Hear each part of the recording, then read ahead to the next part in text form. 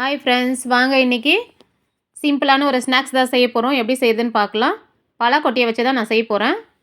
மேலே உள்ள தோலெல்லாம் இந்த பலாக்கொட்டையிலேருந்து நான் எல்லாமே நீக்கி எடுத்துட்டேன். இதை வந்து நம்ம சுத்தமாக கழுவிட்டு குக்கரில் மாற்றிக்கலாம். இதுக்கு தேவையான அளவு உப்பு சேர்த்துக்கலாம். கொஞ்சமாக தண்ணி ஊற்றி, ஒரு கிளாஸு தண்ணி அந்த கொட்டை நனையிற அளவுக்கு தண்ணி ஊற்றி ஒரே ஒரு விசில் வச்சு எடுத்து சைடில் வச்சிடலாம். பாருங்கள், நான் வந்து இப்போ ஒரு குடை மிளகா எடுத்திருக்கேன்.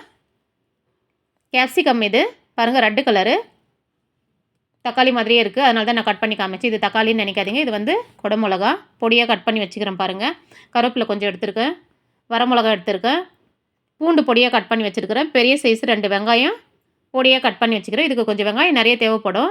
உங்களுக்கு எவ்வளோ வேணுமோ அவ்வளோ சேர்த்துக்கோங்க. கொட்டை வந்து நல்லா வெந்துருச்சு, பலாக்கொட்டை. இதை வந்து 2-3 பீஸாக கட் பண்ணி நான் ஒரு மிக்ஸி ஜாரில் மாற்றிட்டேன். தண்ணியெல்லாம் எடுத்துட்டு பாருங்கள், இந்த மாதிரி கொஞ்சம் கொரகொரப்பாக ஒரு 2 சுற்றி எடுத்துக்கலாம். பாருங்கள், இந்த அளவுக்கு மிக்சியில் சுற்றி எடுத்துக்கலாம். நல்லா உதிரியாக நல்லா இருக்குது பாருங்கள். ஒரு பிளேட்டில் நான் மாற்றி எடுத்து வச்சுக்கிறேன். ரொம்பவே சூப்பராக இருக்குது பார்க்குறதுக்கு. பாருங்கள், ஒரு கடாயை வச்சிடலாம் அடுப்பில். நல்லா சூடு ஏறிடுச்சு. தேவையான அளவு எண்ணெய் எடுத்துக்கலாம். நான் ஒரு 2 ஸ்பூன் அளவுக்கு நான் எண்ணெய் எடுக்கிறேன். ஒரு 3 ஸ்பூன் அளவுக்கு எடுத்துக்கலாம். எண்ணெய் நல்லா சூடு ஏறட்டும்.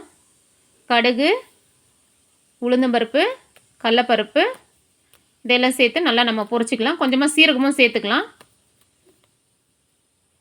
இது நல்லா பொரியட்டும். கடலப்பருப்பு, உளுந்தம்பருப்பு சேர்த்தா நல்லாயிருக்கும். கொஞ்சம் தாளித்து சாப்பிட்றதுக்கு நல்லாயிருக்கும், நல்லா வாசனையாக. கருவேப்பிலை கொஞ்சம் சேர்த்துக்கலாம். கூடவே நம்ம குடை மிளகா கட் பண்ணி வச்சுக்கிறோம் இல்லையா, அதுவும் சேர்த்துக்கலாம். சேர்த்து கொஞ்சம் லைட்டாக வதக்கி விட்டுக்கலாம். குடை மிளகா போட்டால் நல்லா டேஸ்ட்டாக இருக்கும். அதனால தான் நான் ஒரு குடை மிளகா கட் பண்ணி போடுறேன். கொஞ்சம் வதங்கிடுச்சு. இப்போ நம்ம வெங்காயம் கட் பண்ணி வச்சுக்கிறோம் இல்லையா, அந்த வெங்காயத்தை சேர்த்துக்கலாம். காஞ்ச மிளகா, வெங்காயம் 2 சேர்த்து இதை வந்து நல்லா பொன்னிறமாக வதக்கி எடுத்துக்கலாம். லைட்டாக கொஞ்சம் கொத்தமல்லி சேர்த்துருக்கேன். இது எல்லாமே நல்லா பொன்னிறமாக வதக்கி எடுத்துக்கலாம்.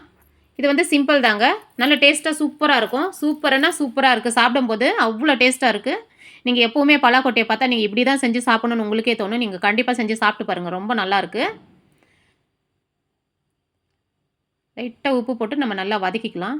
மஞ்சள் கொஞ்சமாக சேர்த்துக்கிறேன். நல்லா பொன்னிறமாக வர அளவுக்கு நம்ம வறுத்து எடுத்துக்கலாம்.